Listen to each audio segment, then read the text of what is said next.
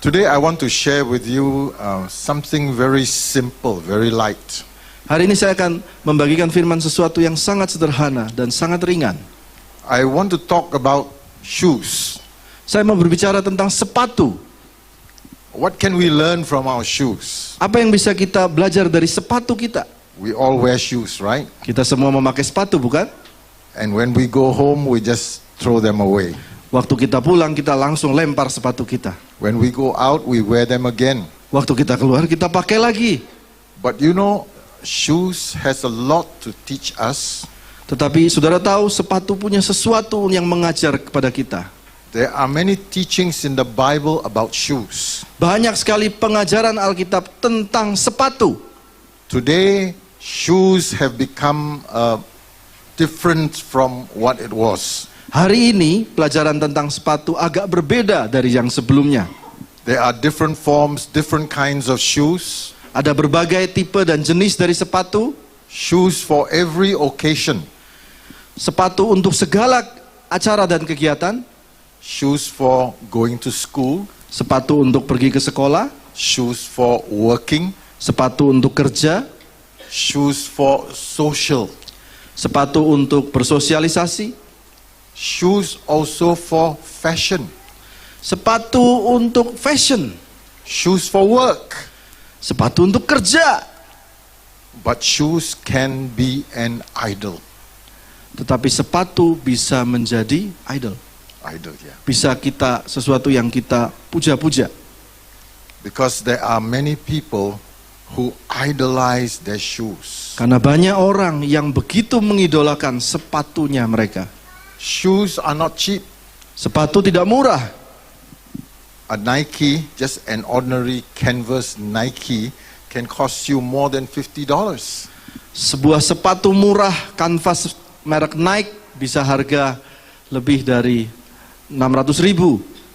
Have you heard of a lady called Imelda Marcos? Saudara pernah dengar seorang perempuan bernama Imelda Marcos? You know she's the wife of President Ferdinand Marcos. Dia adalah istri dari Presiden Ferdinand Marcos di Filipina. Do you know that she has 3,000 shoes? Tahukah saudara dia punya 3.000 pasang sepatu? How many of you know that? Siapa yang tahu tentang Imelda Marcos?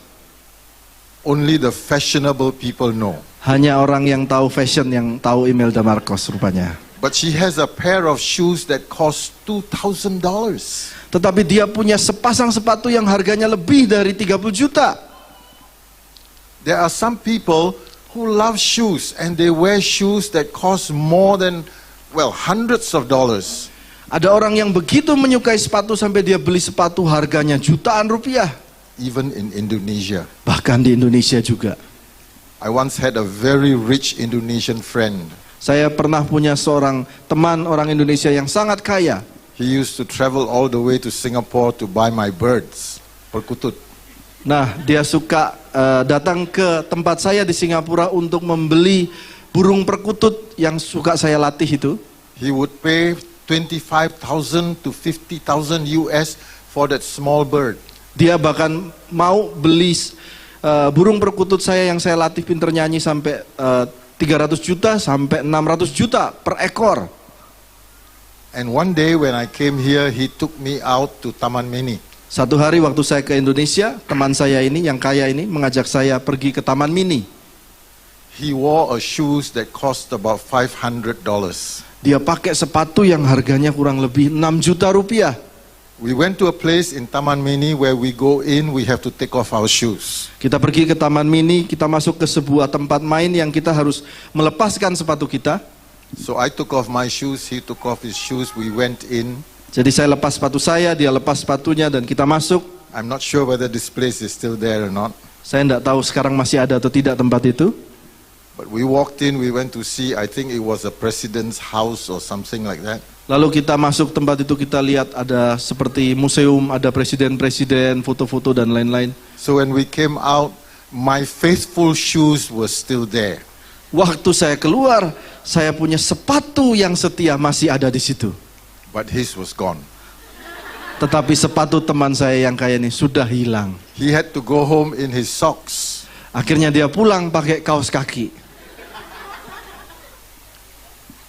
I'd like you to turn to the scriptures, to the Bible with me, and let's look at the story of a man who was asked to take off his shoes. Mari kita lihat di dalam Alkitab tentang kisah seorang yang diminta Tuhan melepaskan sepatunya. Turn with me to Exodus, the book of Exodus, chapter 3, Kita buka Keluaran pasal 3, and verse 1 to verse 6. ayat pertama sampai ke-6, Keluaran 3 ayat pertama sampai ke-6. And I will ask my brother to read. Siap. Keluaran 3 ayat 1 sampai 6. Adapun Musa, ia biasa mengembalakan kambing domba Yitro, mertuanya, imam di Midian. Sekali ketika ia menggiring kambing domba itu ke seberang padang gurun, sampailah ia ke gunung Allah, yakni gunung Horeb. Lalu malaikat Tuhan menampakkan diri kepadanya di dalam nyala api yang keluar dari semak duri. Lalu ia melihat dan tampaklah semak duri itu menyala, tetapi tidak dimakan api. Musa berkata, baiklah aku menyimpang ke sana untuk memeriksa penglihatan yang hebat itu. Mengapakah tidak terbakar semak duri itu? Ketika dilihat Tuhan bahwa Musa menyimpang untuk memeriksanya, berserulah Allah dari tengah-tengah semak duri itu kepadanya, Musa, Musa. Dan ia menjawab, ya Allah. Lalu ia berfirman, janganlah datang dekat-dekat, tanggalkanlah kasutmu dari kakimu, sebab tempat di mana engkau berdiri itu adalah tanah yang kudus. Lalu ia berfirman, akulah Allah ayahmu, Allah Abraham, Allah Ishak, dan Allah Yakub. Lalu Musa menutupi mukanya, sebab ia takut memandang Allah. Why did God tell Moses to take off his shoes? Kenapa Tuhan meminta Musa untuk melepaskan sepatunya? Well, God told Moses that the place where you stand is holy ground. Karena di tempat itu Tuhan berkata kepada Musa bahwa tempat itu adalah tempat yang kudus. So if you want to come near me, take off your shoes. Jadi kalau engkau mau datang dekat kepadaku, lepaskan sepatumu. We can see from here that wherever God is present, the place, the surrounding is holy. Kita lihat di sini setiap kali kehadiran Tuhan ada di suatu tempat, tempat di sekelilingnya menjadi kudus.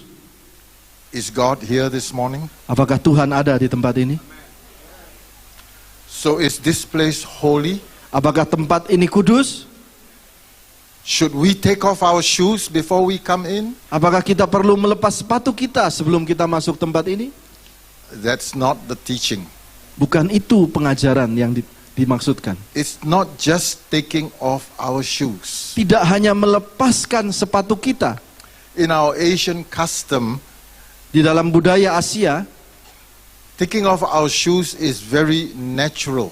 membuka sepatu masuk rumah itu sesuatu yang sangat biasa. Number one, it is a sign of respect. Nomor satu, itu adalah tanda kita menghormati yang punya rumah. Number two, we do not want to bring our dirty shoes into a clean house. Yang kedua, kita tidak ingin membawa kotoran yang kita bawa di sepatu kita untuk mengotori rumah yang bersih. We respect not just the clean house, but the custom of our forefathers. Kita tidak hanya menghormati akan rumah yang bersih itu, tetapi juga menghormati akan budaya leluhur kita. In other words, when we face somebody we respect, when we want to come before somebody we respect, we have to humble ourselves. Dalam arti yang lain, setiap kita mau datang ke tempat di mana kita mau menghormati orang itu, maka kita harus merendahkan hati waktu mau masuk ke tempat itu. 40 years later, 40 tahun kemudian, a man whose name was Joshua led the people of God into the promised land. 40 tahun kemudian, orang bernama Yosua, He wanted to lead the people to conquer Jericho. dia membawa orang-orang Israel masuk untuk ingin mengalahkan kota Yeriko 40 tahun setelah Musa. As he was going, he saw a man, a soldier with a drawn sword standing before him. Saat Yosua mau masuk ke Yeriko, sebelum dia masuk, dia melihat seorang tentara memegang sebilah pedang berdiri di depan dia, di depan Yosua. And Joshua asked this man, "Are you on our side or are you on the enemy side?" Lalu Yosua bertanya, engkau adalah musuh atau engkau adalah kawan? And the man replied, "Nobody's side." Lalu orang itu, tentara itu menjawab, saya tidak di pihak manapun. I am the captain of God's army. Saya adalah panglima bala tentara Allah. But Joshua recognized that this is God himself. Tetapi Yosua mengenali bahwa tentara itu adalah Tuhan sendiri. And Joshua worshipped him, Lalu Yosua menyembahnya. "My Lord and my God." Ya Tuhanku. But this man also said the same thing, "Take off your shoes." Nah, 40 tahun kemudian Yosua bertemu dengan tentara ini. Tentara ini berkata, lepaskan sepatumu 2 kali. For the place where you stand is holy ground. Karena tempat di sekitarmu ini adalah tempat yang kudus. Today we don't have to take off our shoes. Hari ini kita tidak harus melepaskan sepatu kita. But I think we should prepare ourselves when we come to see this holy God. Kita tidak harus melepaskan sepatu kita, tetapi kita harus datang mempersiapkan diri apabila kita ingin bertemu dengan Tuhan yang kudus. Do we respect, do we reverence this God? Apakah kita menghormati Tuhan ini? Or have we become so casual that coming to church is like just going into a social club? Atau kita begitu sudah santai saja sehingga datang ke gereja seperti pergi ke sebuah klub sosial saja? I notice in your church, like in our church too, when we come in we see that sign, "Prepare your hearts to worship God." Setiap kali saya melihat gereja ini sama dengan gereja saya di Singapura, setiap kali datang sebelum ibadah, siapkan hati untuk memasuki ibadah. Because we are facing a holy God. Karena kita ingin bertemu dengan Tuhan yang kudus. Do we prepare our hearts? Apakah kita sungguh-sungguh sudah mempersiapkan hati kita? Do we reverence God? Do we honor God? Do we respect God? Apa kita menghormatinya? Sungguhkah kita memuliakannya, menyiapkan hati? For both Moses and Joshua, God says, "Take off your shoes." Untuk kedua hamba Allah ini, Musa dan Yosua, Tuhan berkata, lepaskanlah sepatumu. They have to obey God first. Mereka harus taat kepada Tuhan dulu. They have to humble themselves. Mereka harus merendahkan hati mereka. Because God had a mission for them, both of them. Karena Tuhan punya misi, tugas untuk kedua orang ini. They were about to be sent out by God to war. Karena keduanya ini akan dikirim Tuhan untuk berperang. Moses was asked to go back to Egypt to set God's people free. Musa diminta untuk kembali ke Mesir untuk melepaskan bangsa Israel dan lepaskan mereka merdeka.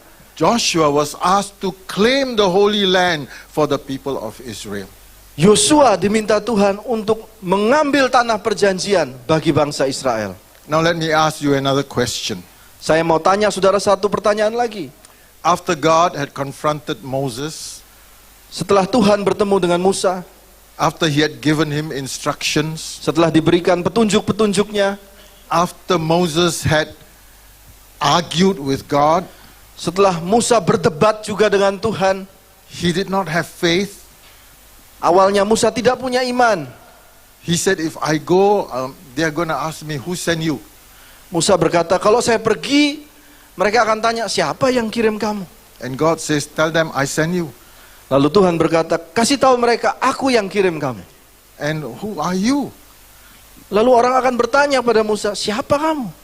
And God says, "I am who I am." Lalu di situ perkataan Tuhan, aku adalah aku. And Moses said, I don't know what to do. How can I go and face Pharaoh, the king of Egypt? Musa berkata, bagaimana saya tidak tahu bagaimana menghadapi Firaun, raja Mesir. And God says, what is in your hand? Lalu Tuhan berkata, apa yang kau punya di tangan? In his hand was just a walking stick to help him walk. Di tangannya hanya sebuah tongkat yang membantu Musa untuk berjalan. And God showed Moses the miracle when he threw the stick, it became a snake. Dan Tuhan menunjukkan mujizat saat Musa melempar tongkat itu menjadi ular. And then God says, pick it up. Tuhan berkata, ambil lagi. Would you pick up a snake? Saudara berani ambil ular? If God says, and if there's a snake coming around crawling here, and God says, pick up the snake? Kalau Tuhan suruh ambil ular, saudara, kalau ada ular jalan di sini lalu Tuhan berkata, ambil ularnya, saudara berani? You know, when I say this, I still remember in our old church, in the bathroom there was a snake. Waktu ini saya ingat zaman dulu di gereja ini, And di kamar mandinya ada ular pernah. And one of the ladies went in and she was bitten by the snake. Lalu ada jemaat mungkin perempuan masuk kena gigit sama ularnya. I don't know who it is. Saya nggak tahu siapa itu ibu itu. You know, but Pastor Tabitha just came and then she sucked the thing and then she spit out and she prayed and put some oil and the lady was okay. Lalu almarhum Tante Beta langsung gigit dan disedot racunnya, lalu dikasih minyak, lalu dia berdoa dan jemaat itu tidak apa-apa. But nobody touched the snake. Tapi tidak ada yang pegang tuh ular. I think somebody took a stick and just threw it away. Mungkin ada yang ngambil tongkat, angkat tuh ular dan buang. But if God says to you and there is a snake in front of you, pick up the snake, what would you say? Tetapi kalau Tuhan berkata kepadamu, ambil ular itu, apa yang saudara jawab? Moses could have disobeyed God. Musa dapat saja tidak taat kepada Tuhan. Moses could have said, I'm afraid, I cannot. He could have run away. Musa bisa saja, saya takut, dan dia lari. But you see, Moses obeyed God. Tetapi saudara lihat, Musa taat pada Tuhan. He picked up the snake by the tail. Dia ambil ular itu di ekornya. And the snake became a stick again. Dan ular itu menjadi tongkat kembali. You see, God was preparing Moses to go out to do war against the Egyptian. Saudara lihat, Tuhan menyiapkan Musa untuk berperang melawan bangsa Mesir. And Moses obeyed. Dan Musa taat. And we know the story how Moses led the people of God out of Egypt. Dan kita semua tahu bagaimana kisah Musa membawa bangsa Israel keluar dari Mesir. Today when we come into church, I hope it's not true here, but sometimes in some churches I go to, you know, this handphone can be a big distraction. Saya berharap tidak terjadi di gereja ini, tapi banyak terjadi di gereja lain di mana handphone ini selalu menjadi gangguan. Some young people sit behind Beberapa anak muda suka duduk di belakang and they are attracted. I don't know whether you have it here or not, Pokemon. Dan beberapa mungkin main Pokemon Go. So they are behind, and as the pastor is preaching, they are very busy. Sementara hamba Tuhan sedang berkhotbah, mereka sibuk main handphone. Are they reading the Bible? Apa mereka sedang membaca Alkitab? There's a Bible inside here, you know. Tentu ada Alkitab juga dalam handphone. Or are they sending messages to their friend? Atau sedang kirim pesan kepada teman? Or playing games? Atau main game? If God says to you, before you come in and worship me, take off your handphone, put it behind there in the box. Kalau Tuhan suruh kepada saudara, sebelum masuk ke sini, taruh handphonemu di luar sebelum bertemu Tuhan. How many of you would obey? Ada yang berani taat? Praise God if you obey. Puji Tuhan kalau saudara mau taat.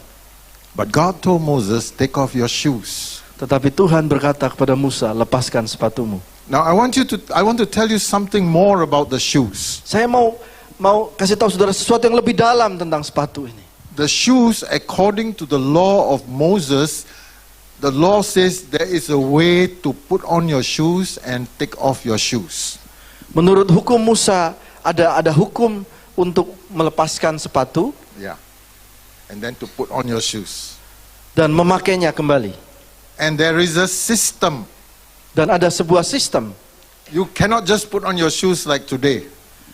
di mana tidak bisa sembarangan memakainya saja. According to the law of Moses, even today the Jews follow, you must put on your shoes, your right shoes first. Menurut hukum bangsa Ibrani yang dipakai sampai hari ini, put or Right. take off. Put Kita harus on first. Pakai dulu. untuk memakainya itu harus pakai sepatu yang di kanan dulu. And then to the left. Lalu yang kiri cara pakai sepatunya. Now their shoes are not like our shoes. Their shoes are actually sandals. Sebenarnya sepatunya bukan seperti sepatu kita, tapi sandal sebenarnya. And they have laces, they have to put on and then they have to tie. Lalu harus diikat. So you put on your right shoe first. Jadi kita taruh pasang sepatu di kanan dulu, And then your left shoe. lalu yang kiri, And then you tie your left shoe first. lalu mengikat tali yang kiri dulu, And then you tie your right shoe. lalu mengikat tali yang kanan. When you take off your shoes, you untie your left shoe first. Kalau mau lepas sepatu, And then you untie your right shoes. lepaskan dulu yang kiri, ikatannya dilepas dulu, lalu yang kanan ikatannya dilepas. Because the Jews believe your right foot is holy, more holy than your left foot. Karena orang Yahudi percaya kaki yang kanan lebih kudus daripada kaki yang kiri.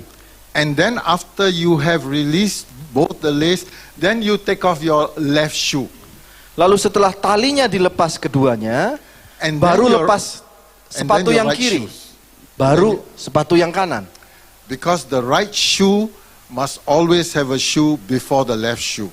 Karena sepatu yang kanan, kaki yang kanan harus dapat sepatu duluan So daripada you see- yang kiri. So Itu you see, sistemnya. when God says to Moses, take off your shoes, Jadi saudara lihat waktu Tuhan berkata kepada Musa, lepaskan sepatumu, it's not like our shoes, bukan seperti kita langsung tung gitu. We can just do that and then kick it out and then there. It's Kita out already. kalau sepatu kita tinggal tendang lalu tinggal pakai kaos kaki gini. He had to go through all the trouble Dia harus membuka dan melalui sistem kerumitan itu. to untie the shoe. He has to kneel down, sit down. Untuk membuka talinya dia harus berlutut, harus duduk. And after that, he had to go to the other leg and he had to go through all that. Lalu harus buka lagi yang kanan dan dia harus melalui proses-proses itu. Just to obey God's command, take off your shoes. Hanya untuk mentaati firman Tuhan, lepaskan sepatumu. Moses obeyed Musa taat. and God gave him the power to do the ministry.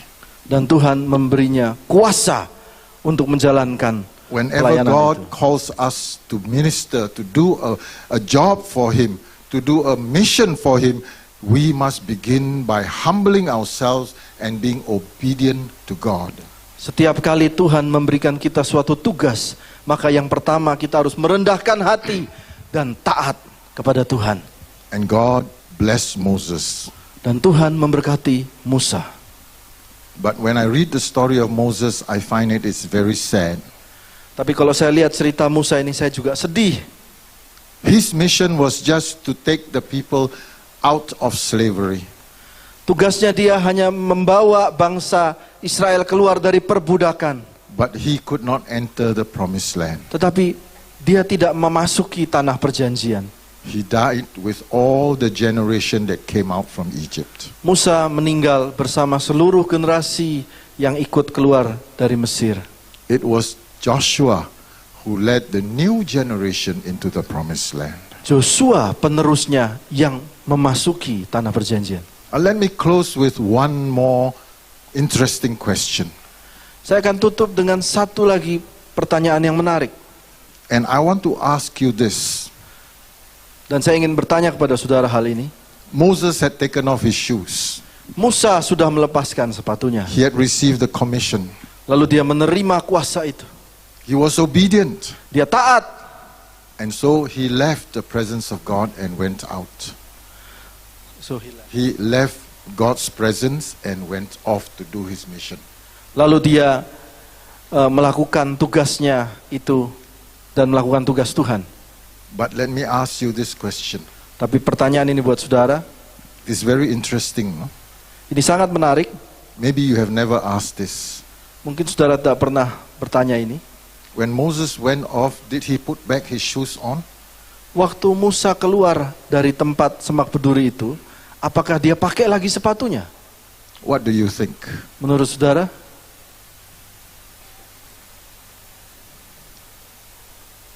I won't give you the answer. I want you to go back and find out, but I can give you a clue. Saya nggak kasih jawabannya, tetapi saya akan kasih petunjuknya saja. You remember Joshua? Saudara ingat Yosua? Joshua, who was finally to lead the people of Israel into the promised land. Yosua yang memimpin bangsa Israel ini masuk ke tanah perjanjian. In the book of Joshua, Dalam kitab Yosua, chapter 1, Yosua pasal 1, God spoke to Joshua.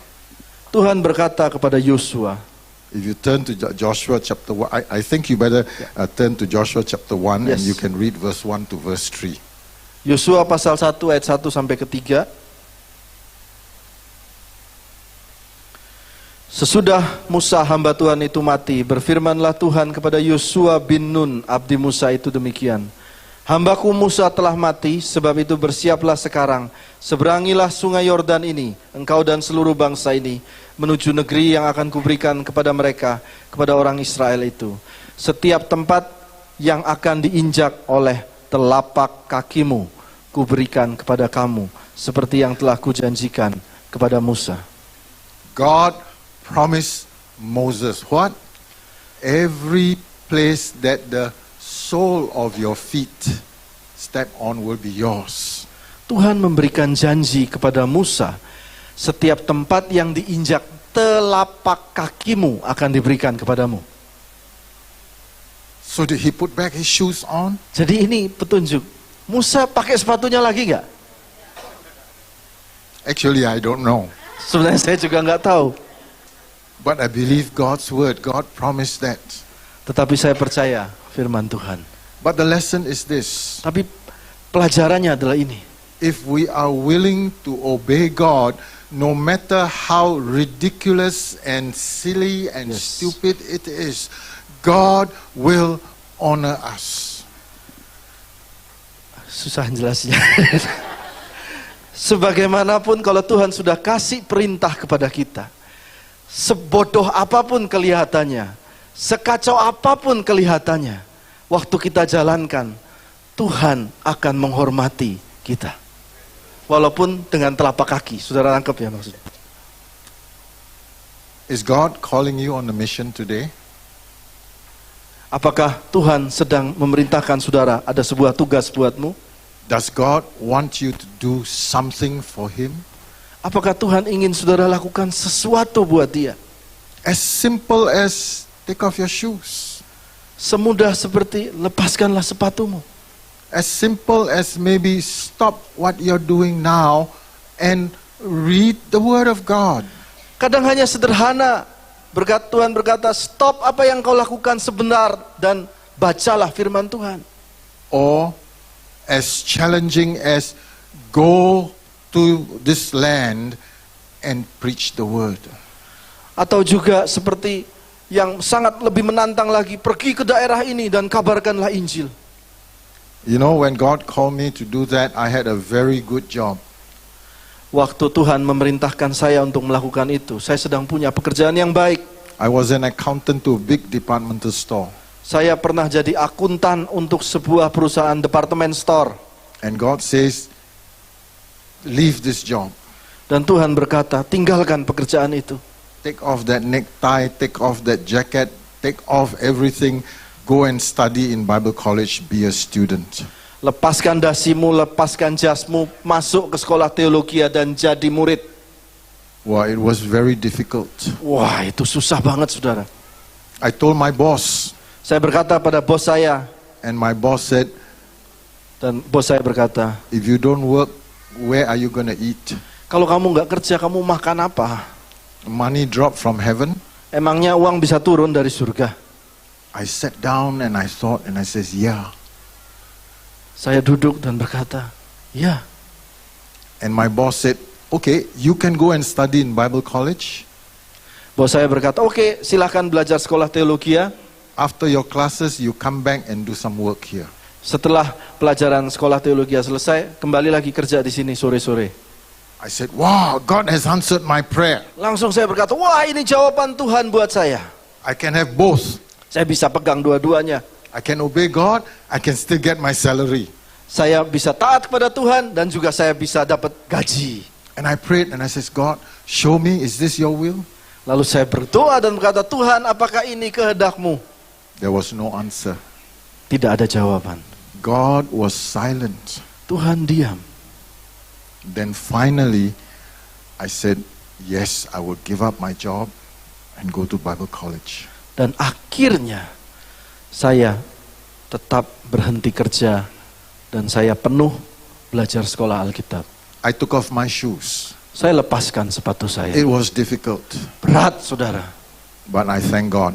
Tapi saya bersyukur In Bible college, I met my wife. di sekolah teologi saya bertemu istri saya. And you know something else? Dan saudara tahu yang lain? In Bible college, I met Tabitha. Di dalam sekolah Alkitab itu saya ketemu Tante Tabitha. That's why she asked me to come to Cijantung. Karena itu waktu itu beliau minta saya untuk datang ke Cijantung. So if I disobeyed God, Kalau saya tidak taat kepada Tuhan, I won't be married today. saya mungkin gak menikah sampai hari ini. I will still be a wandering bachelor. Saya mungkin jadi jomblo.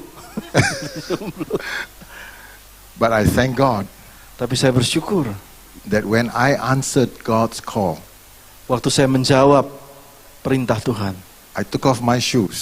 saya lepaskan sepatu saya. God did miracles in my life. Tuhan melakukan mujizat-mujizat dalam hidup saya. I was able to not only come to Indonesia, but go to Malaysia, go to Cambodia, go to Vietnam. Saya tidak hanya hidup saja, tapi Tuhan mengirimkan saya ke Malaysia, ke Kamboja, ke Vietnam. And I praise God till today, God has been faithful. Dan saya memuji Tuhan karena Tuhan sampai hari ini setia pada hidup saya. Is God asking you to do something for Him? Apakah Tuhan sedang meminta saudara melakukan sesuatu baginya? Will you say, yes, Lord? Maukah saudara berkata, ya Tuhan? And will you obey Him? Maukah saudara taat kepadanya? I pray you will. Saya berdoa saudara mau. God bless you. Tuhan memberkati saudara. Berikan tepuk tangan buat Tuhan.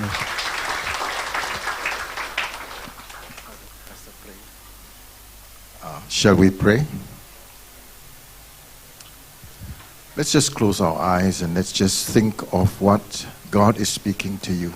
Mari kita tutup mata kita dan mulai merenungkan apa yang barusan firman ini katakan kepada kita. If God calls you now, Kalau Tuhan sedang memanggilmu sekarang, and if you're ready to say, yes, Lord, like Moses, here I am. dan kau mau berkata seperti Musa, ya Tuhan, ini aku. And then God says, stop, don't come anymore. Lalu Tuhan berkata, stop, jangan maju lagi. Take off your shoes. Lepaskan sepatumu. Will you do that? Maukah saudara melakukan itu? Will you kneel down and will you take off your shoes according to the way God wants it to be done?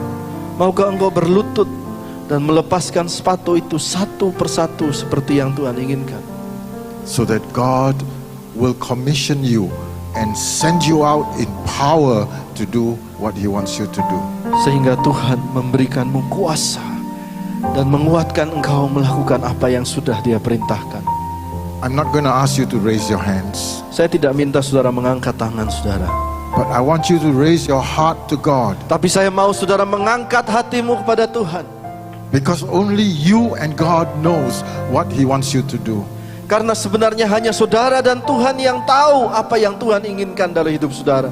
And He will bless you if you obey Him. Dan Dia akan memberkatimu saat engkau taat. If you want to pray, pray with me this simple prayer. Kalau engkau mau berdoa, ikuti kata-kata saya dalam doa sederhana ini. Oh Father God in heaven, Bapa kami yang di surga, I hear your voice. aku mendengarkan suaramu pagi ini. I hear your command. Aku mendengarkan perintahmu. I'm willing to obey. Aku mau taat. I want to give my life to you afresh today. Aku mau memberikan hidupmu hari ini. I want to go out Aku mau keluar I want to serve you, melayanimu Tuhan. to do what you want me to do. Melakukan apa yang kau ingin aku lakukan Tuhan. I give you my life, Lord. Aku berikan hidupku padamu Tuhan. In Jesus' name, Dalam nama Yesus. amen. Amin. Amin.